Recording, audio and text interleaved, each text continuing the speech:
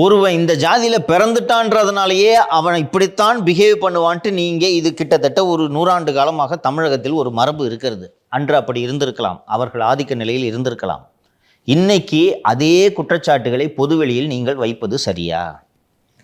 நீங்கள் ஒரு உயர் சாதியை பார்த்தா அவன் அந்த சாதியில் பிறந்துட்டான்றதுனால அவன் புத்தியை காமிச்சிட்டான்ட்டு நீங்கள் பேசுகிறீங்க, அவனுக்கு சப்போர்ட் பண்ணுறான்னு நீங்கள் பேசுகிறீங்க. இதே ஒரு தாழ்த்தப்பட்ட சமூகத்தை சேர்ந்தவனை பார்த்து இவன் இந்த ஜாதியில் பிறந்துட்டான் அவன் புத்தியை காட்டுறான்னு நீங்கள் பேச முடியுமா? இது சட்டம் தப்புன்றதுனால நீங்கள் பேசாமல் இருக்கீங்க. இது ஈஸி, அவன் அடிக்க மாட்டான் திருப்பின்றதுனால பேசுறீங்க, அப்படி தானே மீனிங் இதுக்கு? நீங்கள் ஒரு 4000 தீர்ப்புகளில் ஒரு 14 தீர்ப்புகளை எடுத்துக்கொண்டு இந்த சமூகத்தை சேர்ந்த ஒரு வழக்கறிஞர் வந்ததுனால இவர் இப்படி தீர்ப்பு கொடுத்துருக்காருன்னு நீங்கள் சொல்கிறீங்க.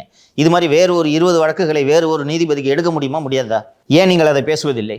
அப்படி நடக்கவே இல்லையா கோர்ட்டில்? இதை ஏன் பிக் பண்ணுறீங்க? இவ்வளவு வேகமாக பேசும் நீங்கள் கண் முன்னால் ஆணவ சாதி கொலை நடக்கிறதே, அதை பற்றி பேசியிருக்கீங்களா?